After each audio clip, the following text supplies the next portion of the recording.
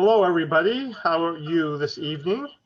We are so pleased to have you all here at our third event of Create 6 Productions. Today, I want to introduce myself. I'm Michael Alkway, and I'll be your MC this evening, along with Marianne Gonzalez, who is the Executive Director of Create 6 in District 6. How are you tonight, Marianne? I'm so excited to be here. We've been preparing and planning and working on this for quite a while now. So I'm excited. That's how I am. And thank you, Michael. This is kind of a new experience for all of us in the entertainment world, if you will, right? Yes, we have definitely had those of us that are artists and especially performing artists have definitely had to do a big shift in these times. And thank goodness for technology so we can bring this performance to people all over. And that to me is really exciting. And I'm just thankful. Well, can you tell us a little bit about Create 6, why it exists, and some of the history behind it? Yes, I would love to do that. One of the goals of Create from the beginning is, since we started, was to celebrate and promote the cultures that exist throughout Sacramento's District 6 and South Sacramento through the arts. So Create, if you haven't noticed, is actually an acronym, and it stands for Community Revitalization, Economic Advancement through Entertainment, like tonight. It's funded, and we're very thankful for through the Creative Economy Grant that it was awarded to the City of Sacramento to California State University College of Arts and Letters here in Sacramento in 2018. The college specifically identified Sacramento's diverse District 6 as an area they wanted to partner with for this grant. So the goal was to put on performing arts events with a dual purpose, and tonight's really gonna be an example of that, was to promote entertainment as well as performing arts and music experiences to community members, but also to attract a bigger audience from the greater Sacramento area to enjoy arts and arts performances from our area to create better understanding and appreciation.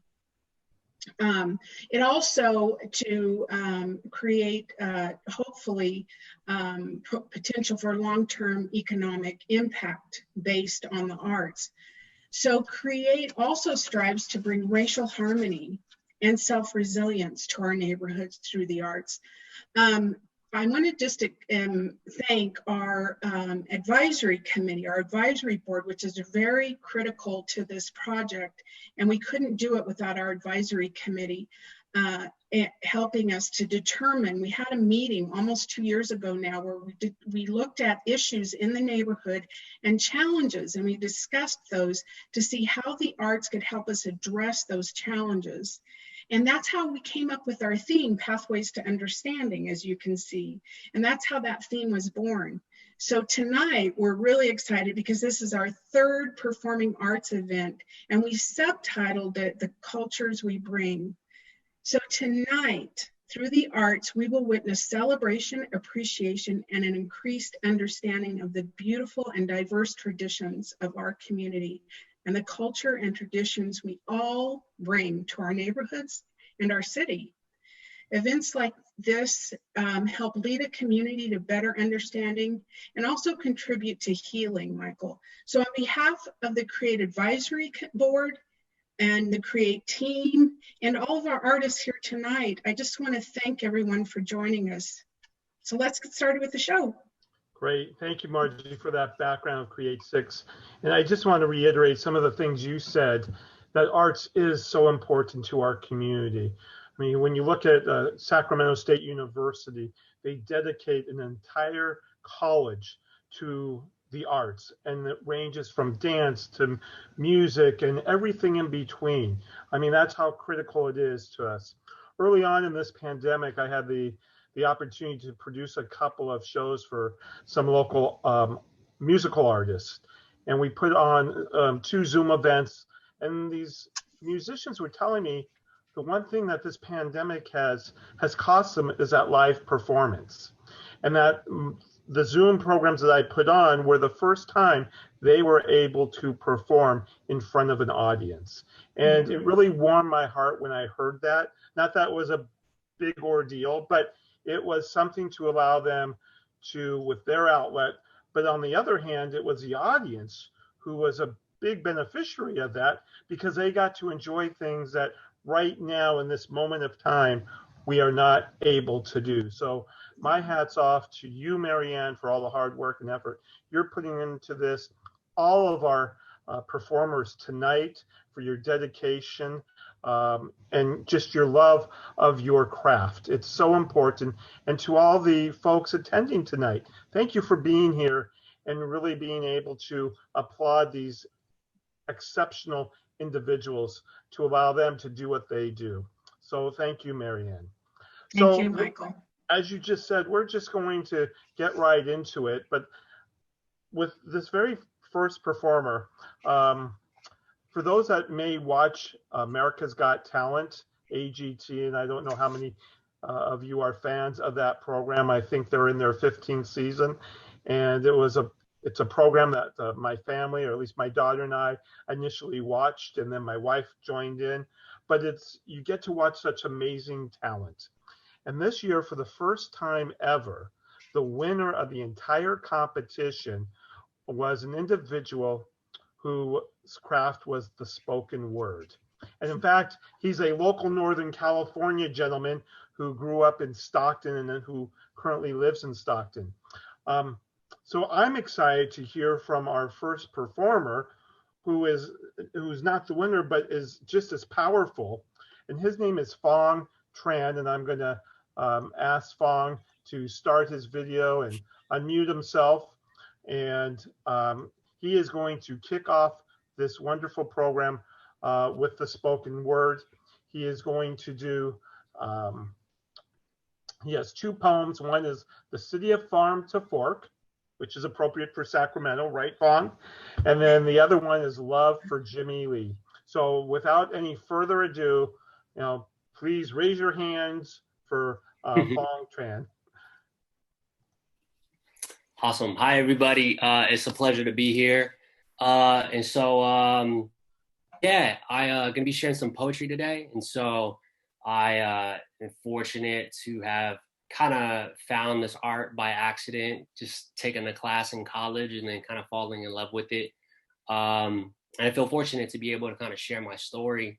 And a lot of my two poems are going to be focused on my love for my city, Sacramento. I was pretty much born and raised here, and I went to David Reese, James Rudder, Florence High School. I'm from the Colonial Heights neighborhood. I lived there. I bought a house, so I have so much pride for this city. And so I'm just gonna share a little bit of my poetry, and hopefully you can relate to some of the work or some of the words. So so this first one is called City to Farm to Fork.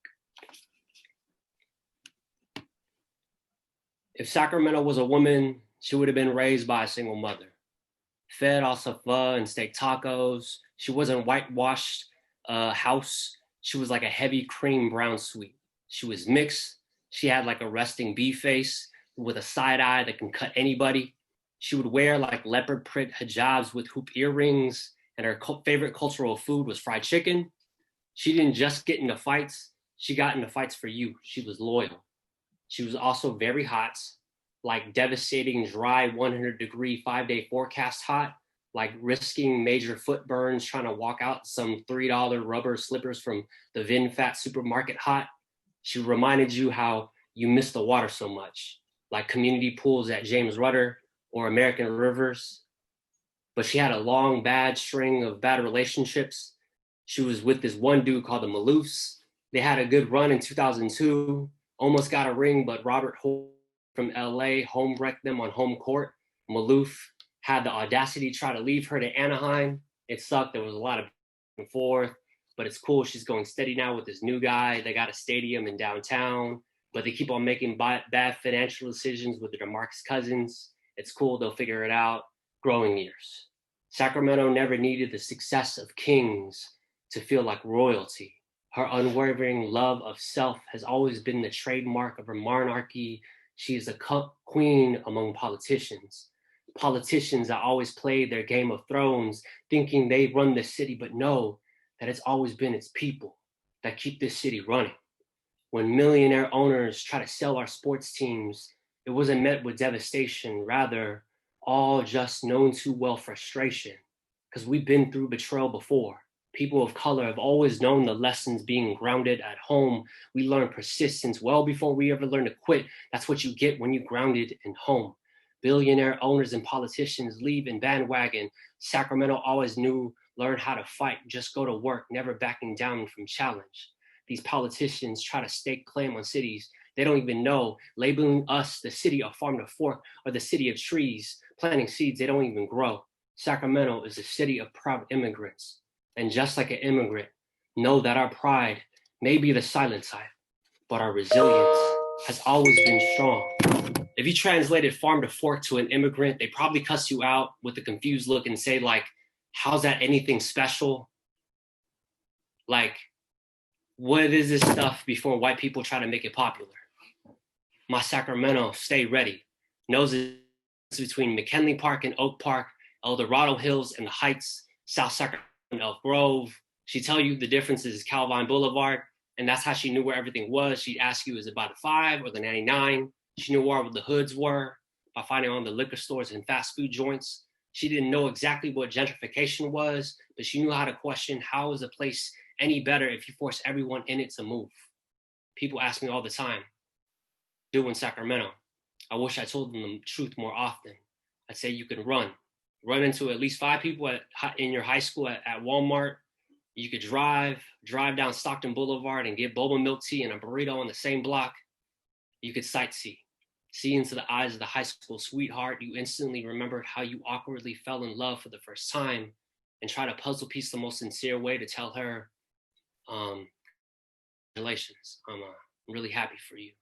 We are not the Disneyland bedazzled herself with cement stars on Hollywood boulevards, show off our overpriced dance clubs and hipster bars, or a Capitol building.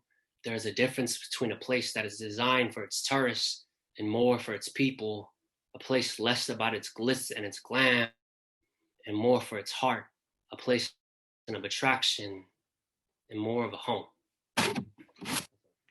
Yeah, that was the first piece. Awesome. I have a little audience here, all 2 of them. This piece, I kind of just to kind of pay homage. A lot of the reasons why I got involved with Create was just the potential of just contributing to my community and really try to bring like a youth voice. And, a lot of my own personal career is centered around empowering youth. I actually work at American River College as a transfer counselor. And so, I have been in the field of education for a really long time, and I was fortunate to run into a young man named Jimmy Lee. He reminded me a lot of myself and just had so much aspirations and, just was like the life of the party, amongst his friends and just, he just had a great energy. And so, unfortunately, like 10 years ago, he passed away due to gang violence, basically a drive-by. And so this would be 10 years since his passing, and his birthday is this month. And so I thought it'd be appropriate to kind of just pay homage to him and just shed light to the inspiration that I think a lot of our city is based on, which is like our young people. Our young people is our future. And so, I'm not going to say much after this piece. If anybody would like to kind of connect with me, you could always check out my website. It's fongtrend.com and social media and stuff like that. So hopefully for anybody that's interested, I would love to connect. So one love for Jimmy Lee.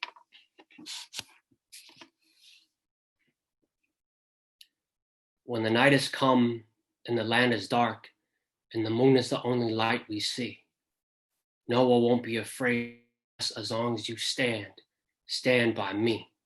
If the sky we look upon should tumble and fall, and the mountain should crumble to the sea, no, I will not cry, I will not shed a tear, just as long as you stand by me.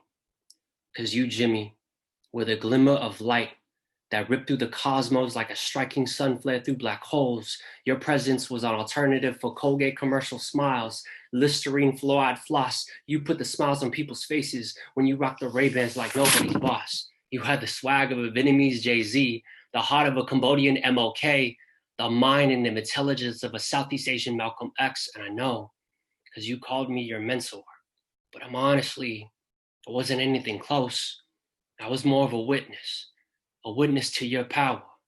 When you created the gravity of Jupiter's moons, your love for people was so powerful, you can make a spinning orbit typhoon. You created a harmony among people that I can only imagine at the end of my life's work. That I'm so saddened that your life had to be taken before this world could realize its great worth. But your spirit will forever be infused in our minds with your Buddhist enlightened beliefs. You have etched the deep, beautiful engravings of Angkor Wat temples on our chests. It's hard to believe that a young man of 16 who had so much love was murdered by a byproduct of so much hate. Jimmy Lee was a bystander of a drive-by shooting. 3 bullets to the leg, stomach, and head. He would fight to stay alive, but 3 days would pass before he would pass. I do not wish for any of us to retaliate with the same ignorance that took Jimmy, because I know he would want us to combat with love, the same love that he lived by every single day, and just smile. And Jimmy, don't act like forgot, man. You were voted the summer program's most flirtatious. You were like a mini version of me. But it wasn't because your hot mess was a big ass flirt. It was because society wasn't ready to see how your smile was so damn contagious. This world will forever be infected by your love, and we will live out your mission. Because I know, as long as you stand by me, we will stand by you. And the chance of smiles will make the world go round, will hum forever. Our ancestors are refugee farmers, laborers, survivors, mothers, and fathers will welcome you. And your smiling faces on our altars, we will celebrate you. You will forever be missed, but you will never be forgotten. One love for Jimmy Lee. That was absolutely beautiful, Fong, a beautiful tribute to your friend. And I can tell he's going to live in your heart forever. Thank you for sharing such a personal story with our audience and with all of us.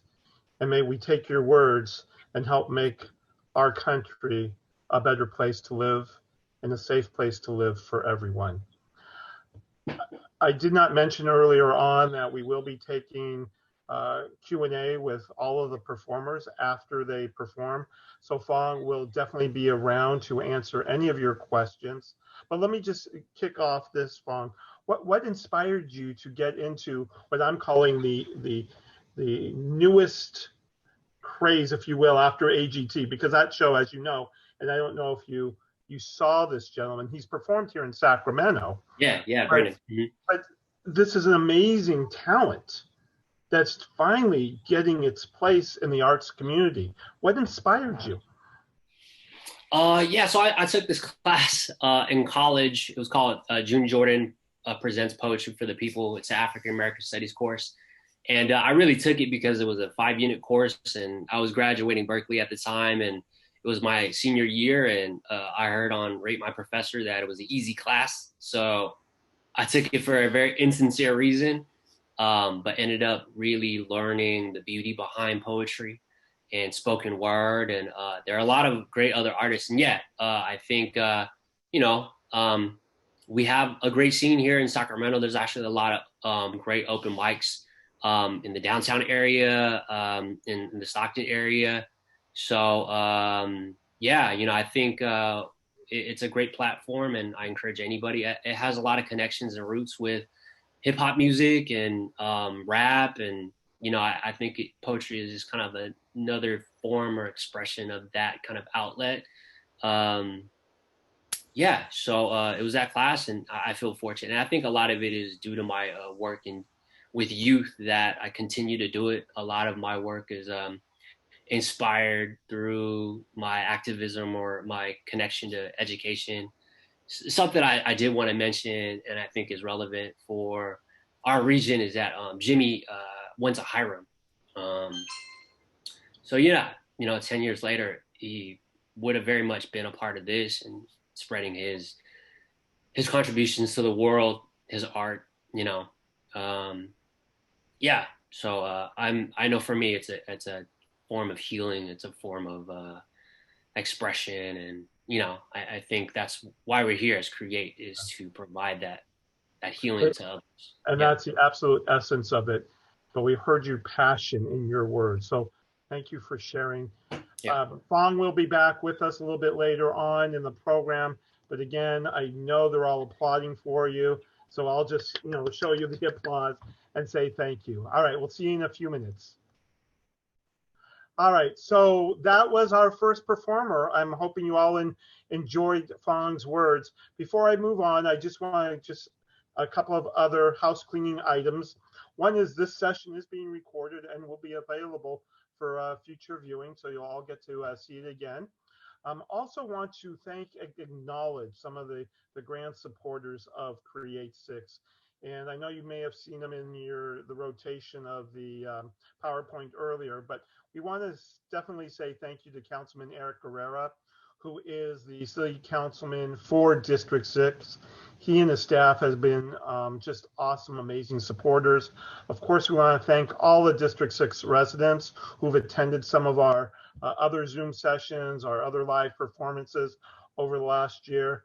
Dean Sherry Meyer, one of the inspirations behind helping to get the grant. She is with Sacramento State University, and she oversees the College of Arts and Letters. So a big thank you to Dean Meyer.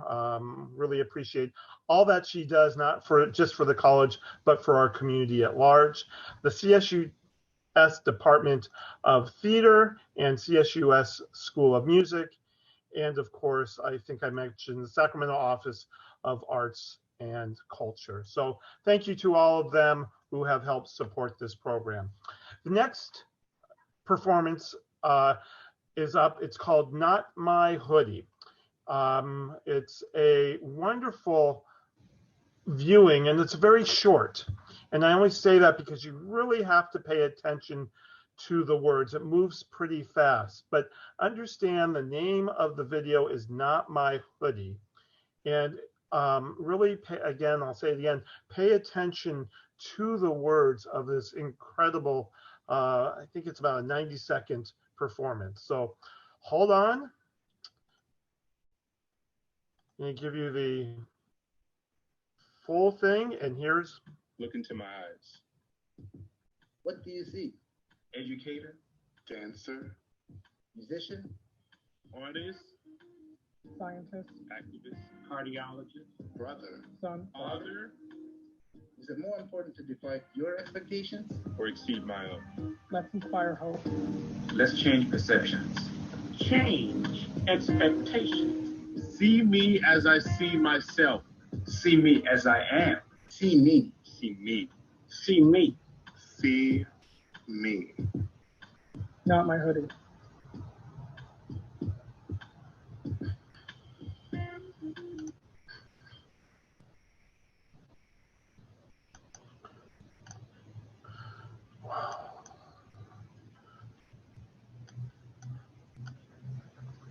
So as you can see, that was pretty powerful PSA that was made earlier. And the writer, the producer are with us tonight, and they'll be available. They'll be talking a little bit about their video and talking about what inspired them to do that video and make it available. But again, thank you for allowing us to use this platform to be among the first to share Not My Hoodie. So thank you. I'd like to call on our next performance, and that's going to be It's going to be Dance Folklorico, and I am going to invite Abraham Perez to introduce this, again, incredible performance. Abraham? Yes, good evening, everybody. How's it going out there? We're so excited to be here. I'd like to introduce our next act, which is Ballet Folklorico de Sacramento. And they have a couple of dance pieces just created over the summer. And they are named La Tarima y El Huateco. So we hope you enjoy it. Arriba!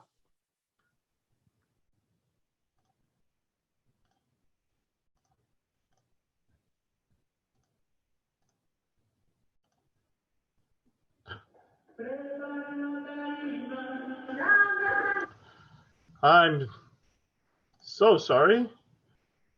Give me one moment.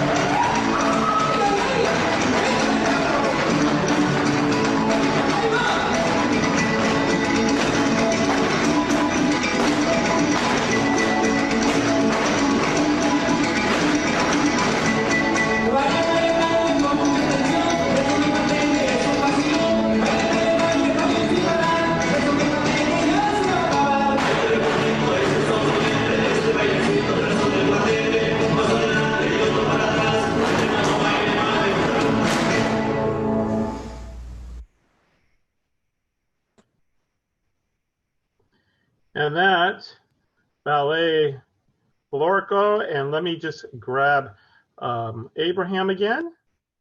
Abraham, if you can join us. Yes, sir. What a marvelous performance. What a marvelous performance. Tell me a little bit about the inspiration behind your dance troupe. So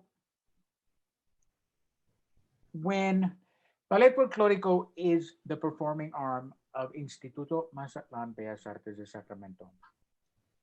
Back in the 80s, when the Institute was founded, the community was going through a lot of turmoil. And so the founder, Yolanda Ramos, decided to create an opportunity for the kids in the community to come and get away from all the violence and start learning about their culture. And one thing led to another. They started asking for performances, and on and on and on, and it's grown into a performing company that tours annually. Obviously, not this year, but yeah, it's really exciting to see.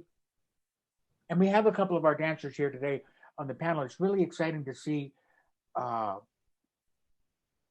only their skills as dancers evolve, but the way that arts affects the character and develops the inner person.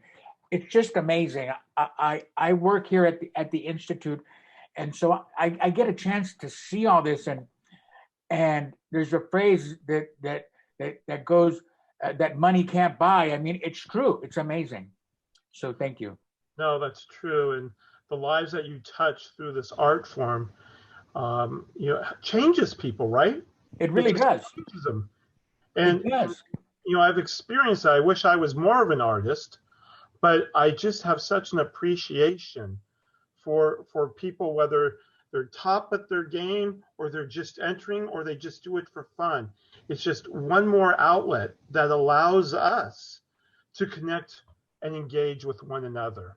And that's exactly right. The experience, every time it's like I see it for the first time, and I travel with the dance troupe, and when the moment when the dancer and the audience connect and it blends into this magical thing, it's kind of like this Zoom session right here. I mean, I miss all of you. I miss the world, and I'm sitting here and we're all touching each other, and I think it's so powerful. Yeah. And you say that, and we know performers, they do things because they like to connect to the audience. And during this pandemic right now, is thousands, tens of thousands, hundreds of thousands of people are not being able to practice their craft in front of live audiences. So being able to connect through Zoom, although it's not where we want it to be, it's at least an outlet for all of us to share our talents and our skills. So on behalf of Create Six, thank you, Abraham, for allowing us to share your group to our greater audience here today. And we know just because of your continued support of Create Six, we'll have many more opportunities, both hopefully on Zoom and live performances in the future. Yay, let's hear it for Create Six. Thank you. Thank you so much. All right, so we're going to move on to our next performance, and we're so lucky to have the performer. Her name is Margie Curler, and I'm going to ask her to join us and to talk to us a little bit about what she's going to be performing, 2 performances, and she's going to share with you the names of her vocal performances and just share with you a little bit about herself. Hi, Margie, you're here with me. Hi, everyone. Thanks for having me. It's a real honor and pleasure for me to be able to share this cultural and musical experience and artistic experience with everyone this evening. So the 2 pieces that I'm doing, the first one is a nod to my to half of my heritage, which is Japanese. My mom is Japanese, and I was born in Japan. And so the song is called Oyasumi Nasai, which means good night, and it's a lullaby. It's actually an art song, which is a classical song set to poetry. This particular song is in the form of a lullaby by a Japanese composer named Yoshinawa Nakada. And the second piece I'll be doing is an operatic aria from the opera Manon by Massenet. And in this aria, it's in Act 3, and by this point, the lead title character, Manon, has left the love of her life because she had heard a rumor that he was going to be kidnapped. So in order to sort of save him, she runs off with this rich man, older man, who promises her the world. So she's been hanging out with him. By the time we get to Act 3, she's has entered this public gathering that's like a public celebration. She started out in her poor state prior to running off with this man, being kind of insecure about herself, and then she having access to his wealth has made her more maybe falsely confident. But at this point, she's celebrating youth and being alive, and encouraging her audience to obey the voice of your youth and of love, and to live life to the fullest as much as you can and for as long as you can. I chose this because it was an aria that my voice professor at Sac State, Claudia Kitka, had suggested to me would be really good for my voice. And as a voice teacher, I really like the technique of singing as well as the artistry. And so I chose two very different pieces just because I like the diversity of doing two things that are very, very different from one another. So I hope everybody enjoys the pieces. Thank you. Great. Thank you, Margie. So I'm going to tee that up for everybody. I'm going to, there are two pieces. So here we go with the first one.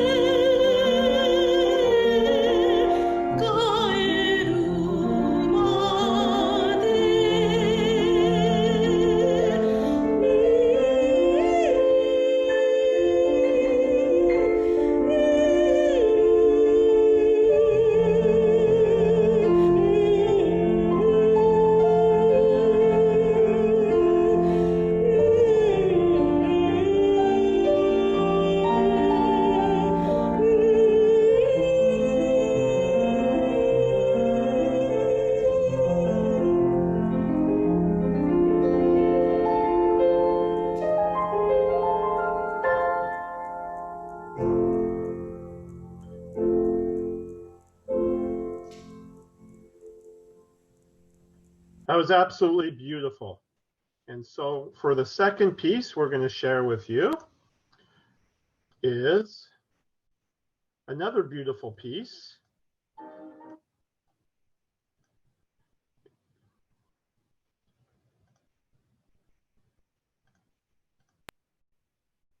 And here it goes.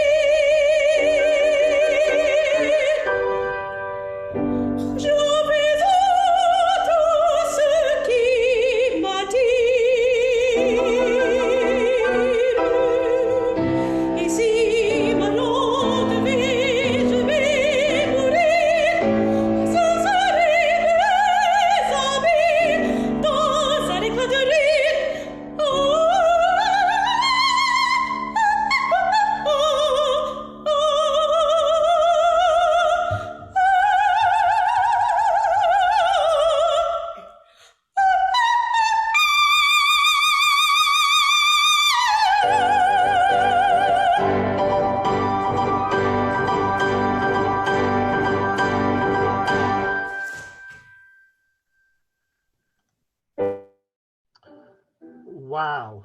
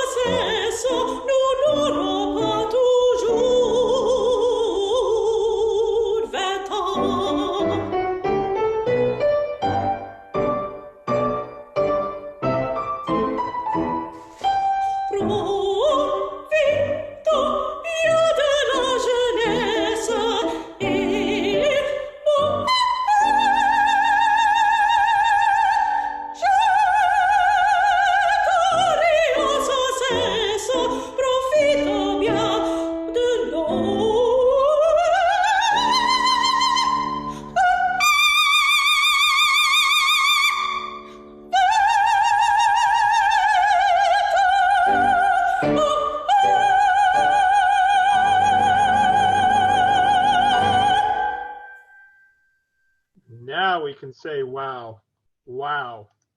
Margie, that was spectacular. Absolutely spectacular. Can you just join us for a few seconds here? Margie, if I can get you to turn on your video. Oh, okay. Oh, has asked you to start. Okay, sorry. There you go. Wow, spectacular. Oh, Absolutely thank you. spectacular. So just, as I asked the others, just what inspired you? Oh, to start singing? Just, yeah, I mean, or just that last note. Oh. No, what inspired you? Well, I mean, it actually started a long, long time ago. I've always loved singing. At a young age, I started piano lessons when I was about 8 years old, but I always loved singing around the house. My parents, even though they're not trained vocalists, they were always singing around the house. And when we lived in Japan, when I actually started piano lessons, I would make up little, just off the top of my head, little Japanese pop songs. And I would have my jump rope and use the end as a microphone. And so that's how it all started. And then in 7th grade, I joined choir. And then in senior year in high school, I started taking voice lessons and then decided I wanted to major in voice. And so I started out singing jazz actually in high school. And that was my musical love then. And then I started to develop a love for classical. And I was doing both at the same time, but I had to make a decision one way or the other. And so I started going towards the classical direction. And so, yeah, I ended up majoring in voice, and then just a little over a year ago, getting my master's in vocal performance at Sac State. Wow. Well, we're going to hear more from you later, but bravo. Thank you. I'm looking at the chat, and everybody's like, bravo on everybody, but bravo. All right, so I'm going to stop your video here, and I'm going to, when I looked at Not My Hoodie, I had to actually watch the video twice.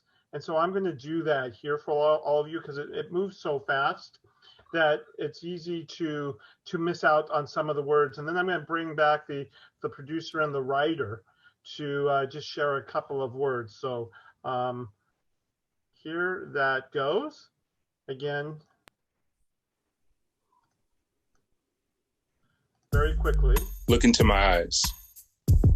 What do you see? Educator. Dancer. Musician?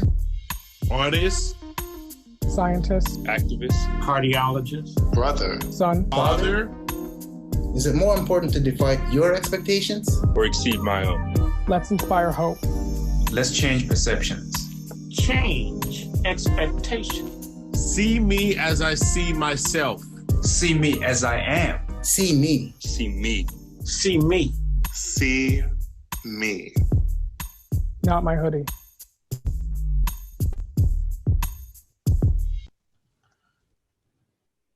When I first saw this, it was just so very powerful. I'm going to bring on Bex. If you can turn your video on, and Jacob. Jacob, I'm sorry, I'm looking for all over my screen. So when I saw this, when Layla and Marianne shared that, I was blown away by it. And like I said, for me, I had to watch it twice because it really is a fast movement. And that's why they say, commercials have to run at least 3 to 5 times for the audience to get it. So I'm glad I had this opportunity to re-show it. What was your inspiration behind this to create such a powerful moving video? Definitely. Yeah. So it was in response to kind of what's going on in this world. We saw all these shootings of unarmed Black men, and a group of us got together and we decided, what can we do to kind of change the perspective of the way that Black men are viewed? And us as filmmakers, this is kind of like what we came up with. This is a PSA, but it's also a movement. So I'll let kind of Jacob, he can talk to Jacob. Jacob? Yeah, we envision this as being a cross section of different Black men throughout many different workspaces and lives, and just different steps of different people. You know, we have an artist that's from Toronto. He's a musician. He provided the music for this piece as well. We have Sacramento locals as well as filmmakers and artists from the scene in there. And then we also have Sylvester Gates. He was kind enough to participate, and he's out on the East Coast working toward his degree. And he's a PhD student. It's a bioscience major. And so what we really were trying to get across is, you know, you shouldn't be judged by wearing a piece of clothing. This is not a thing that should exist, but quite often does. And it's usually associated with the tone of your skin. You know, something as innocuous as the hoodie is just associated with the darker skin color for something that's a lot more sinister than it ever could be, you know? And so that's really what we were trying to address with this, is just, again, showing this cross-section of men, just asking you, the viewer, to address them as human beings and not something to be feared. Yeah, very powerful. And I got to tell you, all the performances tonight, all the work, and a performance isn't just about, right, somebody singing, somebody, you know, dancing, the spoken word. The craft really spans the spectrum. And so video is just as big a part of this arena as the other performances we saw. So I thank you for making that contribution, not only for our audience to see it, but for hopefully the world to see it, understand it, comprehend it, and act upon it. And that's the essential thing. So thank you. So what we're going to do is I'm going to ask all the performers and participants, panelists to start your videos. This next part of the program has become a tradition within Create 6. It's the time when our audience can ask questions of our performers. And you simply do that by going to the bottom of your Zoom area, and you'll see the Q&A. And Abraham is going to be monitoring our Q&As and asking your questions of our performers. And so please feel free to put in your questions, and we'll ask it to the performers. But before we even get to that, I'm lucky that I get to, my business, I do marketing and events, and I'm located in District 6. In fact, I'm right over the Guy Bridge from Sacramento State University.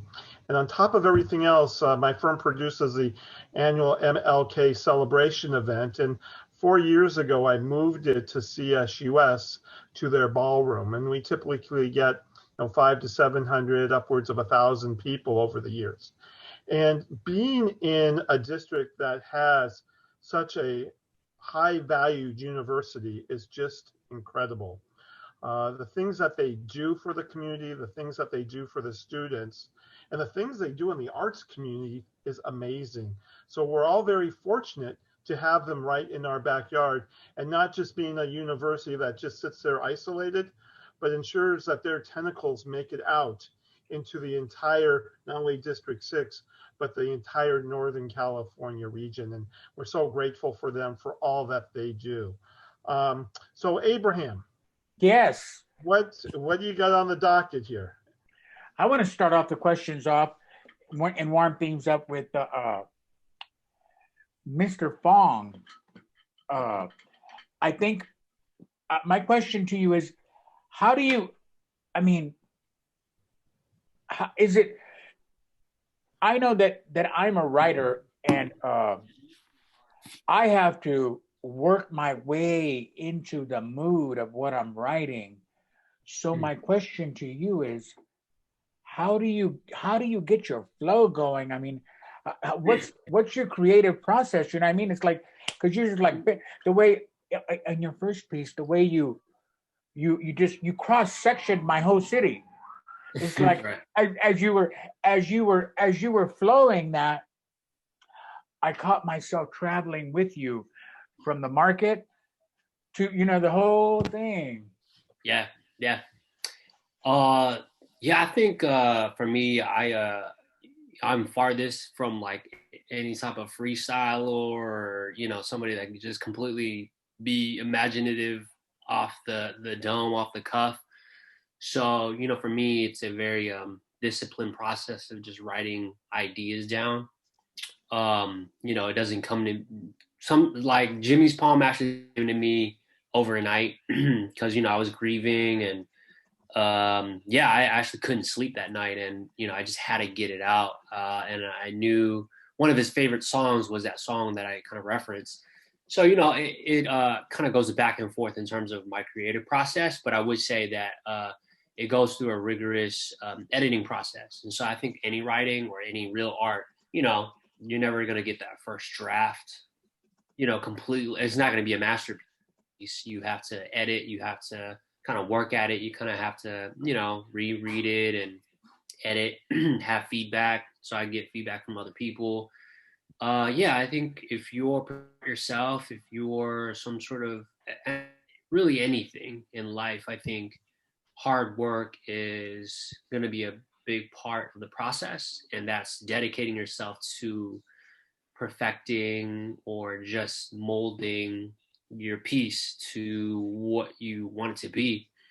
I know for me that was just like that Sacramento piece was a piece of pride, and how do I convey my love to the city, and not just something in poetry we always say is like, don't just tell but show. So like with your words, show your love, and so use imagery, use metaphors, use similes, all those kind of literary devices do the showing for you rather than you kind of just telling.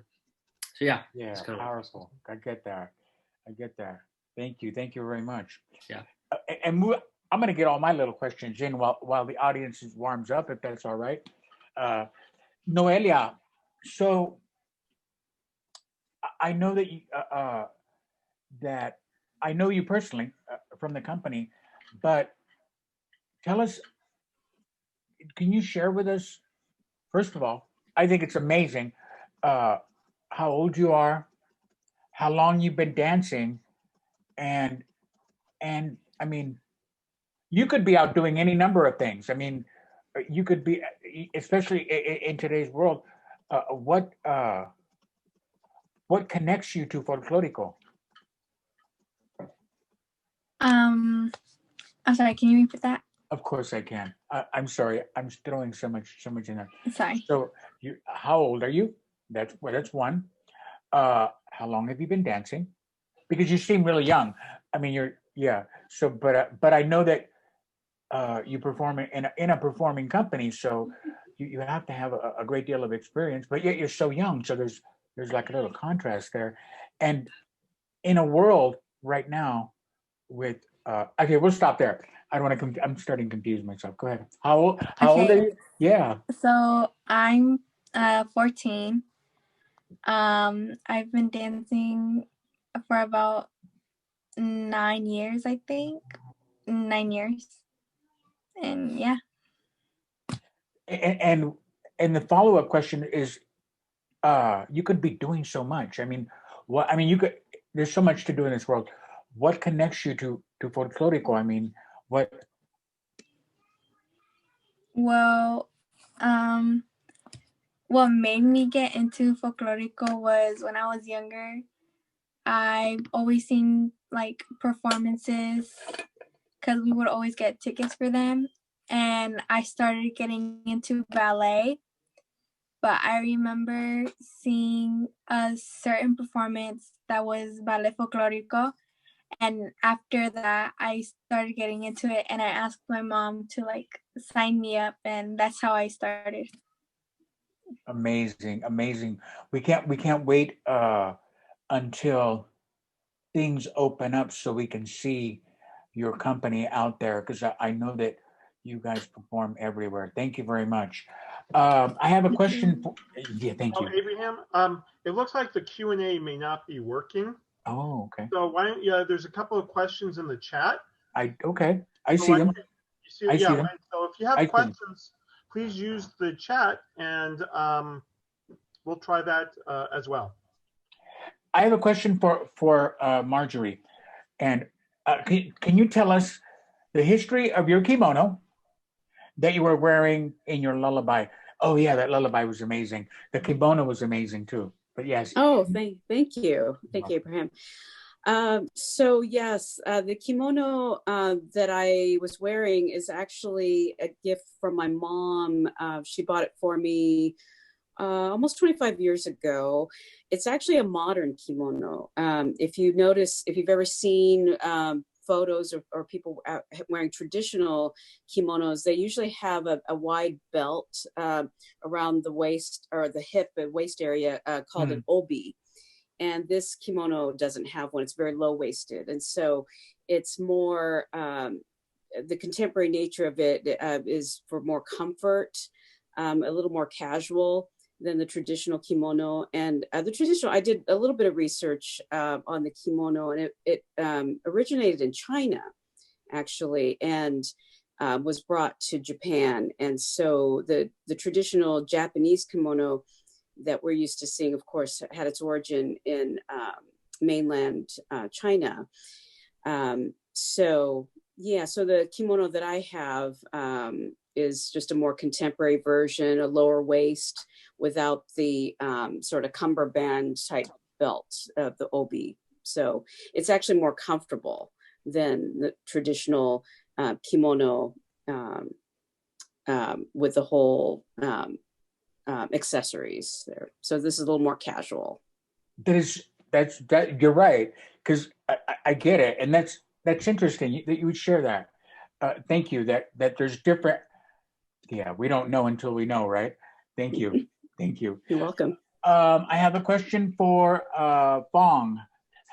What was the spark for the poem on Sacramento? Yeah. So I was trying to think about that. So I think part of it was I was living in the Bay Area for a while. I was working full time out in Oakland, and being native to Sacramento, kind of going to Berkeley out there, and then working out there. I would always kind of hear those initial opinions about Sacramento from like SoCal people or Bay Area people, like, what's there to do in Sacramento? SoCal, NorCal. Yeah, and I just felt like we got hated on, and and so the poem, I think, kind of came out of those naysayers, those kind of haters of just like, nah, I love my city, for its diversities, for its culture, for its unique kind of aspects that you can't necessarily put into exact words, but you have to convey it through a poem. So it was me kind of missing the city, and eventually I had moved back because I knew I wanted to be close to family and be in my hometown. So yeah. Mm-hmm. Sacktown in the house. Right. That's right. Thank you very much for sharing. I'm all these questions. I'm getting all excited. So I have a question for all the artists, but we're going to start with.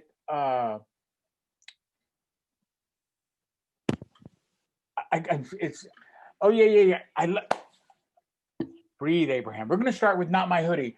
So, what is your favorite part of creating? I mean, is it the putting it all together, the inspiration, the finished work? What's your favorite part? And we can either one of you can answer, or both.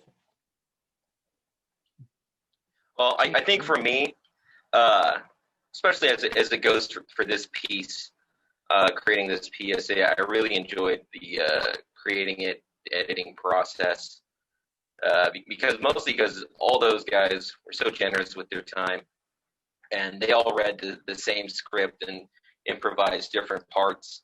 So there's probably dozens of different ways that piece could have been cut.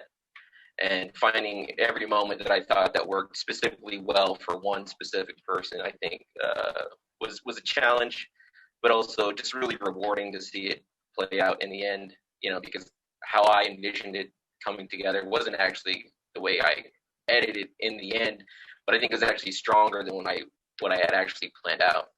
So I think that's really fun because you can always discover something new along the way about your own creation. you know, and I think that's always just a good mindset to have, is just keep on learning, keep discovering. But for me, that's my favorite part. Thank you. How about you, Yeah. Bex? Yeah, definitely. Just when he edited it all together, just seeing, because these are all real people, and I think that's what makes it very authentic, is you are glimpsing into someone's like real life. I mean, Jacob and I wore hoodies purposely today, and it kind of gives you a different look. But I mean, if you can even see like the image of the doctor, you know, in his hoodie, and then he transforms into see himself, like, right. I think it's really beautiful. And then there was extra stuff too. There was like a tender moment when they were talking about being a father, and you see the child and his dad together. And I think that like that's probably my favorite part. Just lots of emotion there. So You know, and it's thank you. It's exactly what you said. I saw how this is what I got out of the piece, is how it started as a statement, then it seemed like it transitioned into an affirmation, and then almost it closed out sort of like a peaceful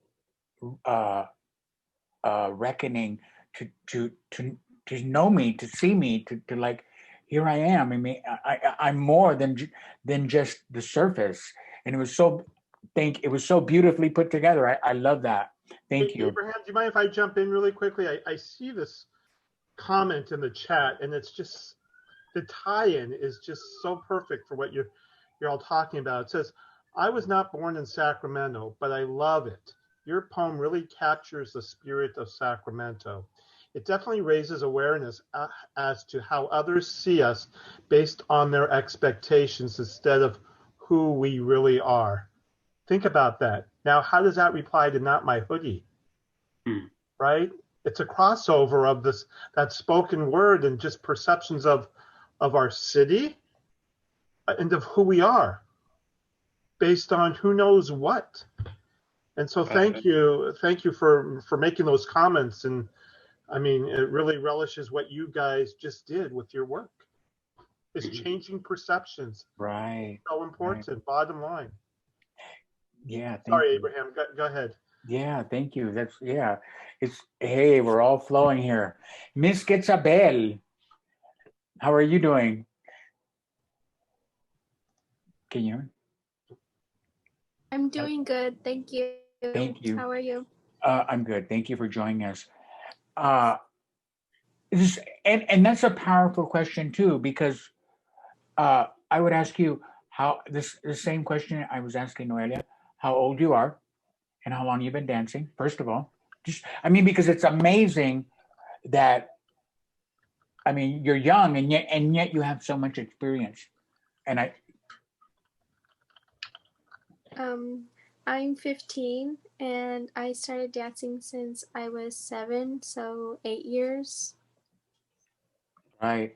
And so along the creative process, what is your favorite part? Is it I won't say the grueling hours, but you guys, the grueling hours of practice, or is it like up on stage, or is it the process of, what's your favorite part? My favorite part is really performing, because I used to be really scared to perform or just go in front of a crowd. But with dancing, I just feel, since I'm surrounded with other great dancers, I just feel like really proud and like happy that I'm dancing. So it feels really nice. And then when I finish and how other people like what I do, that also makes me feel great. And you can tell. So would you say that Folklorico has given you an opportunity, like what kind of voice has Folklorico given you? Personally as well as on stage. Like, can you speak? Rephrase the question? I sure can. I'm sorry. Yeah. So do you feel that you're dancing, that you're speaking through your dancing, like through that? Yeah, I feel like I'm speaking through my dancing. You can tell. You can tell every time you're up on stage. Thank you. I have a Could I ask a question of the dancers, Abraham, that I saw in the chat? That I'm curious, how much do you practice? Isabel or Isabella, or Noelia? We practice Monday, Wednesdays, and Fridays. So a lot. Yeah, a lot. Okay. Thank you. Can you guys, let me ask you follow-up questions, because you're so young. Right. You're so young and you're devoted to this craft, and practice is just not a 5-minute period out of your life, right? So why are you so committed to this? What inspires you and your commitment to do something you love? Is that a fair question to Jezebel and Neola? You got to unmute yourself so we can all hear.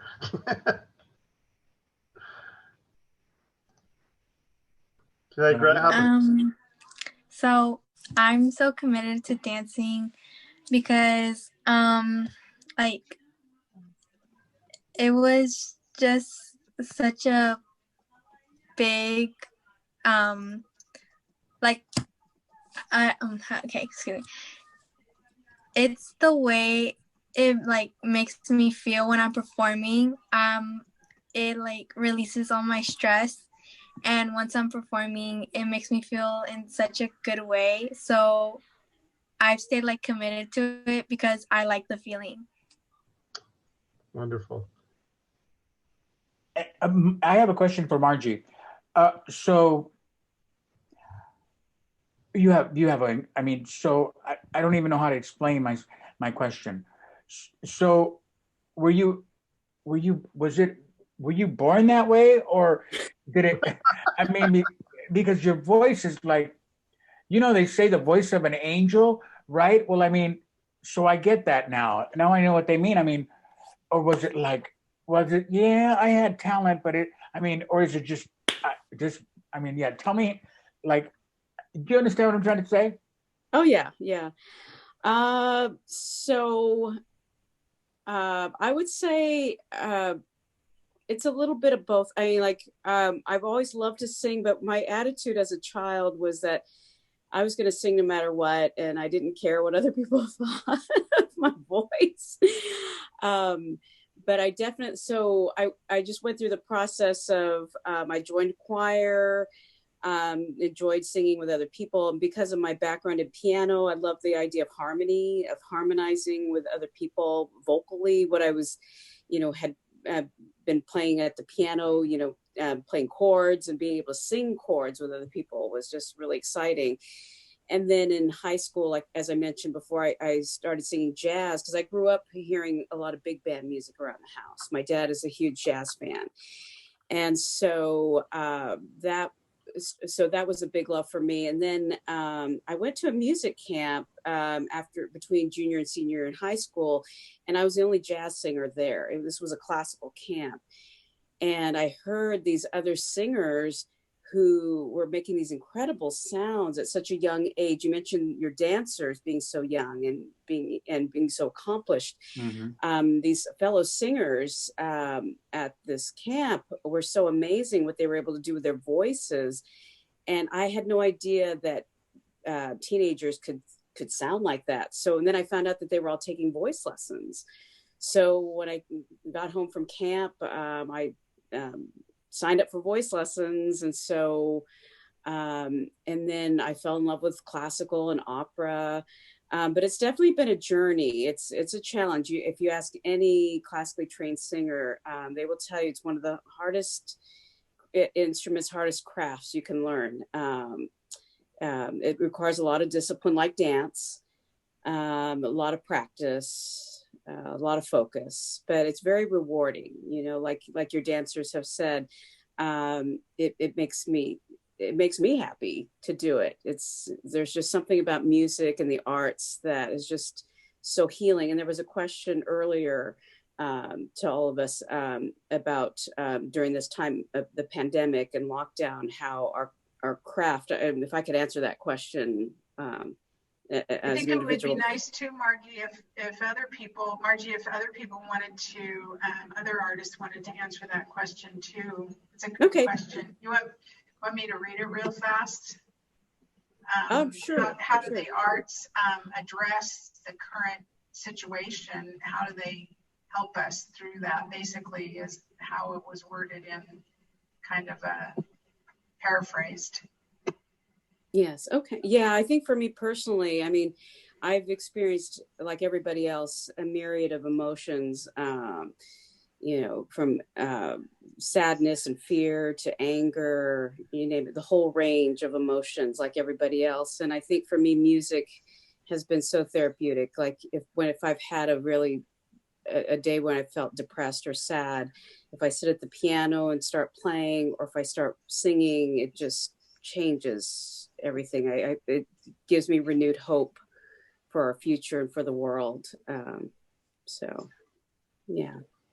Renewed hope is what we cherish every day, right? And yes. So thank you for those words. I do have a question for Layla, if you wouldn't mind. Layla is, I'm going to ask you to unmute yourself. She's a member of the Create team. So she works with Marianne and Bernice Baste Martinez and Lorenzo in really facilitating the ongoing efforts here. So tell me why you're involved with Create at the level of which you're involved with. And I know you have some performances that you do. Can you just share a little bit about yourself and what inspires you? Sure. Hello, my name is Layla, and I primarily am a dancer myself, but I guess the root of my answer is that I pursue dance as a way of life.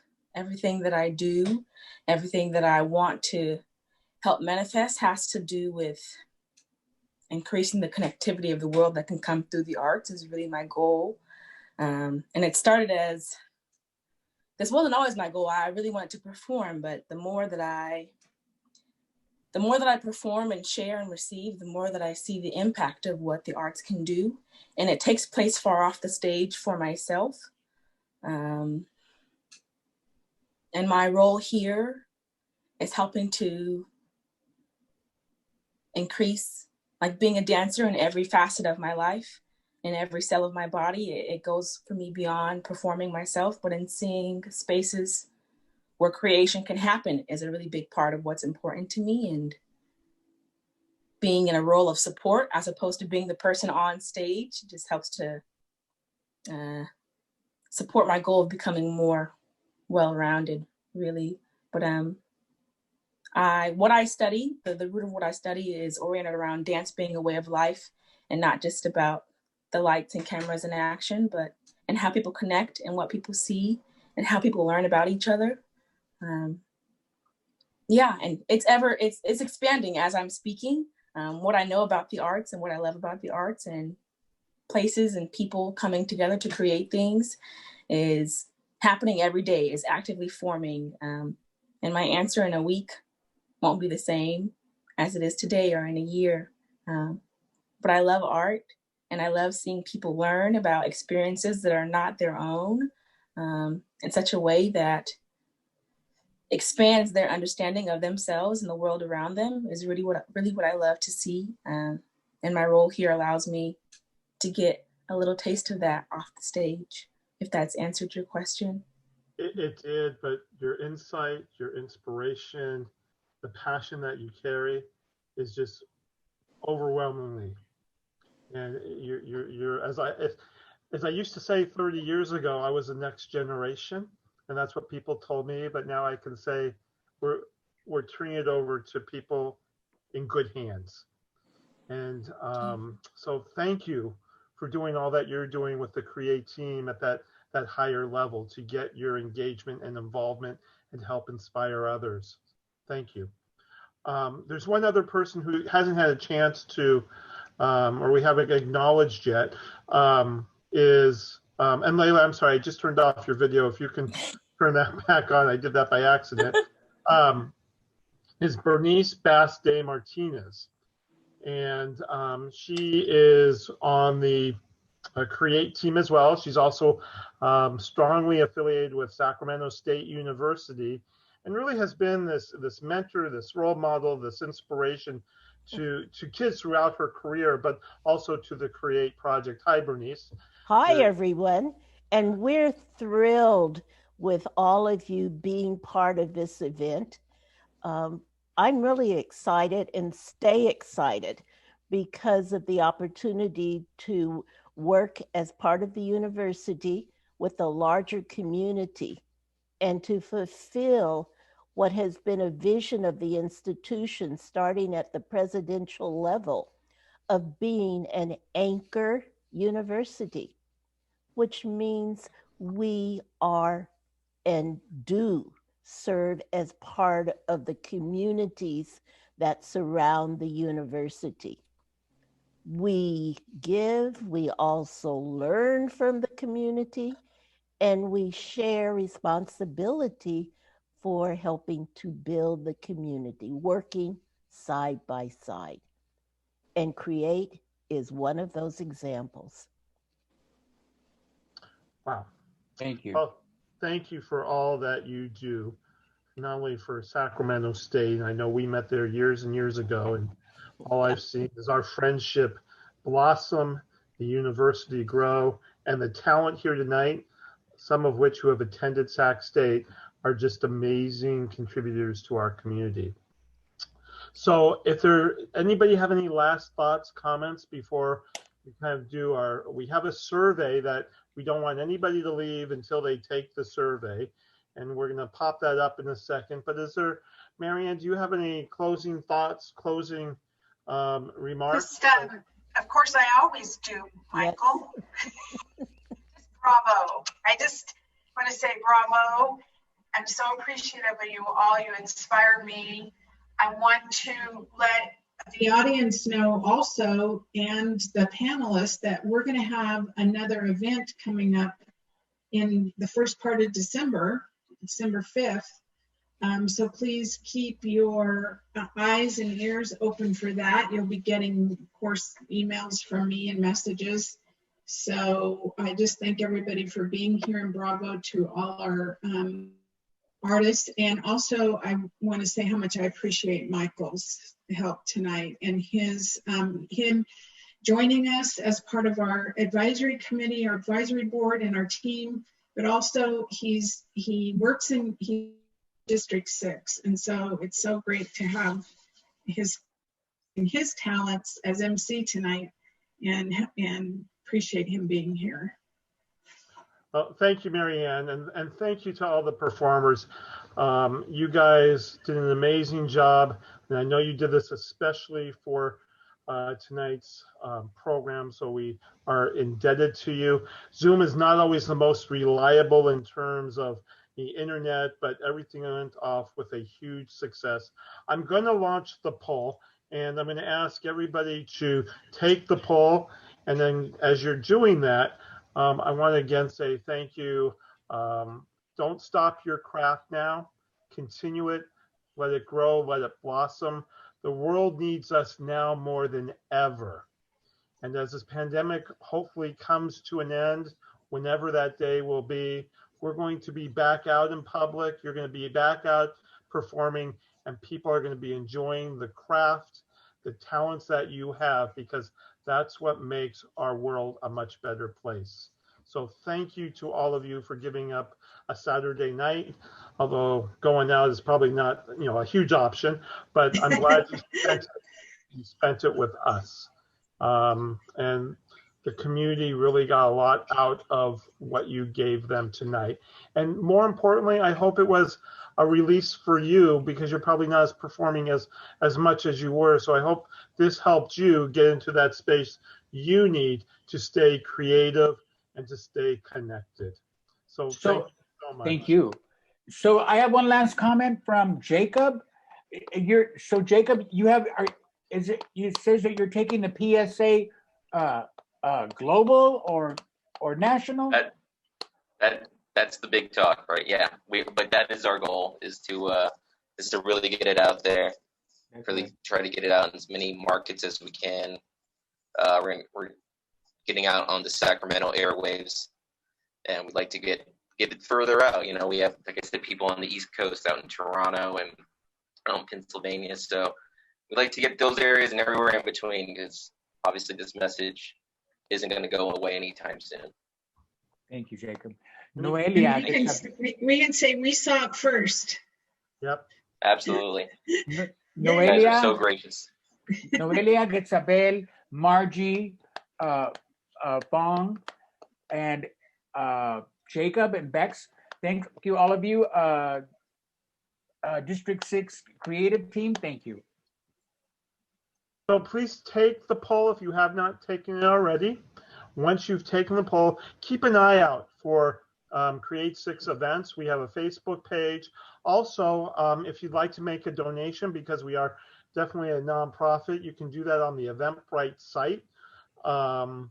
We have left that up, so if you're inclined to make a donation, or you have friends or family that would like to make a donation to the Create 6 so that they can keep these activities going, that would be so much appreciated.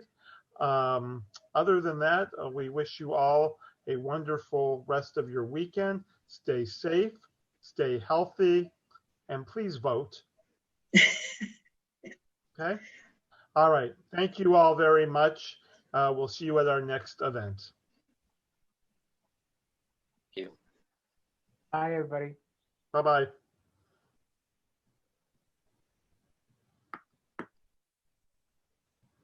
My poll won't click. Bye, everyone. Bye. Bye, Margie.